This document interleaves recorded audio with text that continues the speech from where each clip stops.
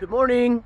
All right, we're here at 1405 Oneida Street, and I'm standing out in front of the place, and we'll go ahead and get started.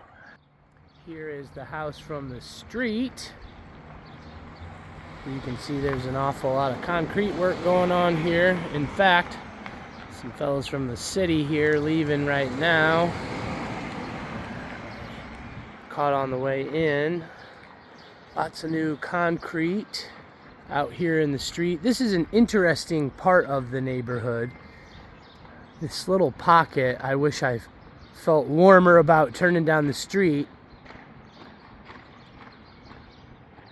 But in my silence there, I'm not sure if you'll be able to hear. There's an awful lot of hammers being swung in the background. The sounds of progress are in the neighborhood.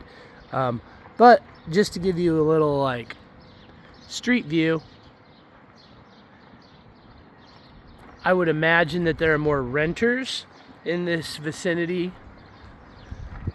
than owners as it is right now. Although the house next door is the gem of the street.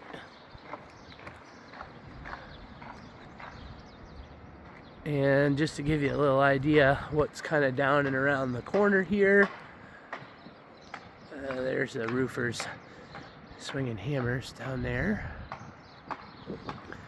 Speaking of roofs, this house has a new roof, which is great. There's lots of new here, and there's certainly lots of good to discuss here. Although now that I see the cumulative days on market, I had a better understanding of probably why. I would imagine they invested and did good work and have a return that they anticipate needing to get to.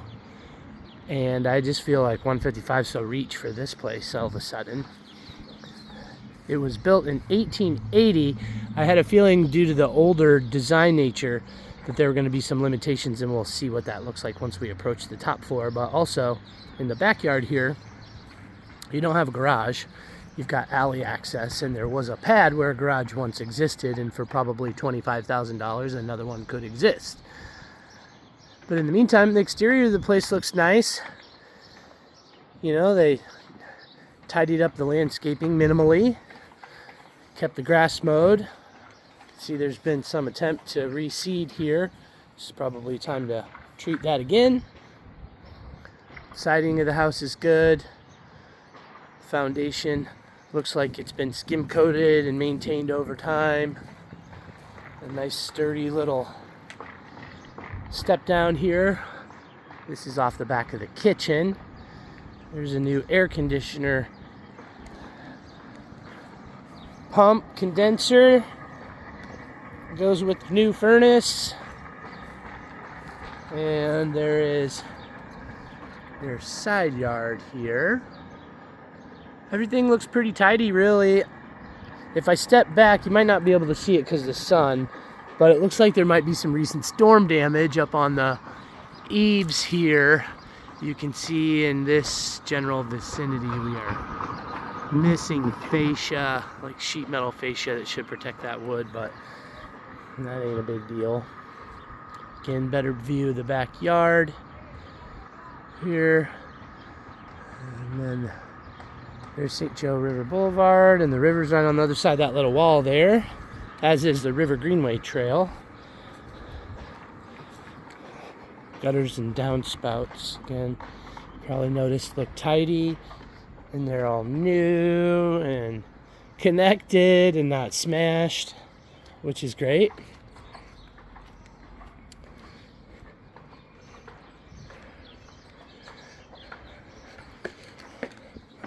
I'm curious now about your questions on pricing and what might be possible.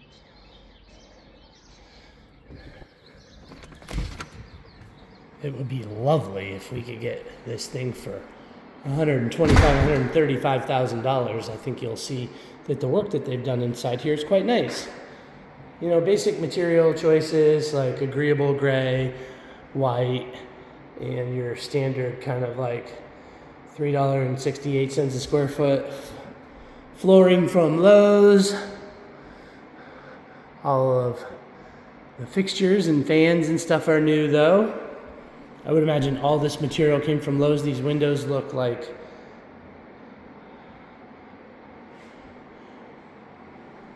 kind of standard box store replacements, but they're all new. Floor grates are there. Baseboards look good. Walls are clean. Ceiling has this sort of textured plaster finish, which is cool. We'll take it. It's not Spanish lace, but it's probably more period appropriate. And then everything new in the kitchen. In fact, your fridge doesn't even have a handle on it yet, but they're all inside with the paperwork. And this butcher block countertop, if it was me, I would seal this, but it's cool, looks nice. Provides additional storage there. Let's check this bathroom out first, because it is large, which is nice, perhaps uncommon in a little 2-bedroom house like this. Big bathroom. I'm standing in the corner there. You can see they left, or this insert looks older. It's probably been here for a while, but that's okay. If someone were to buy this place, they've left a little room to finish the bathroom out in a more sort of customizable, personal way. Let's check this little office space out before we go up there. It's pretty tight. I'm not exactly sure what the measurement is here. I walked it off and I'm thinking this is 8 feet to this wall, maybe 7.5. So it's kind of tight, but I think were you to put a closet there and reconfigure this, it would potentially serve as an optional second bedroom, a more functional office space. It could be reinvented. I think that there is the possibility to do what you had suggested here. I don't know that it would make sense to do that immediately. I wish the warm and fuzzy vibe that you want to feel if you're going to use this as an Airbnb that you would hope one gets when they come down the street just isn't there right now. But as a rental, this would make sense in the interim, and you can see that there's investment and progress in the neighborhood. So here's the upstairs area, and this is classic 1900s and before. I don't know if this image really represents how tight that space is, but this is not the traditional width. Maybe 34 inches or 32.5 instead of 36. So to get a larger vanity or whatever other furniture that you might require to put another bathroom up here, I don't want to say it would provide some design, perhaps limitations, challenges for sure, but could be done. I like this space.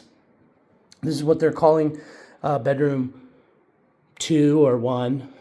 This is how they built them, like 1915 and backwards. You would walk through a bedroom to get to another bedroom, and that's what we're doing up here. So here is closet for bedroom 1. An additional storage kind of closet here that still grants you access to behind the walls, because we're in a Cape Cod here, so it's kind of a story and a half. And then here is a nice big bedroom, although now that I've noticed, there's no closet in here. So they're going to call that hallway closet the closet for this bedroom. Really, really probably not optimal. As a 2-bedroom, it's really more of a big 1-bedroom, but no one's going to call it that for sale purposes. And that's not the end of the world, because there's a lot of people out there, like me included, who have a 2-bedroom and live in it alone. And you got a heck of a lot more space and functionality. And this would be a really interesting space to convert into a master if you were going to do it up, but I believe you would have to do something with that downstairs office space to keep it leaning in the direction of a 2-bedroom. Yeah, but it's neat. Think you could probably rent this out for $1,200 a month as it stands right now, which sort of further justifies that price that we get to 120, 125, 130. I suspect that's not going to be possible. But it'd be interesting to have a conversation with them. I think that we could easily justify a lower price based on comps, which, if I didn't mention, I'm really familiar with right now. I've been over all the 2-bedrooms in this neighborhood and looked at the different bandwidths, and I see why they priced it where they did, because it's all new. It deserves greater reverence than those in the 135 range, but it's just also location, no garage. So it's interesting.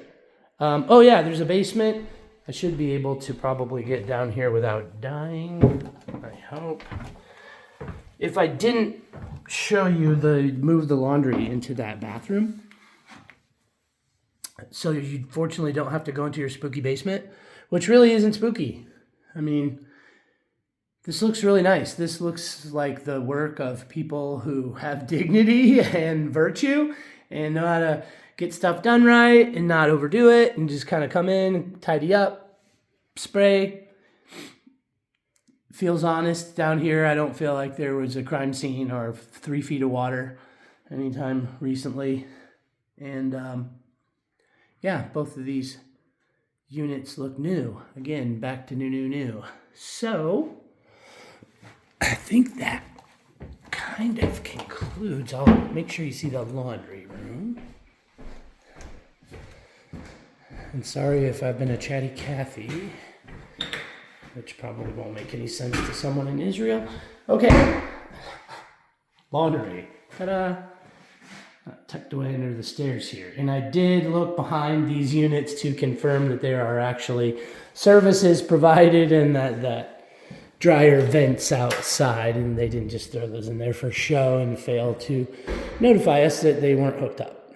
So, cool. I think that kind of concludes. I'll show you what it's like to exit the side here.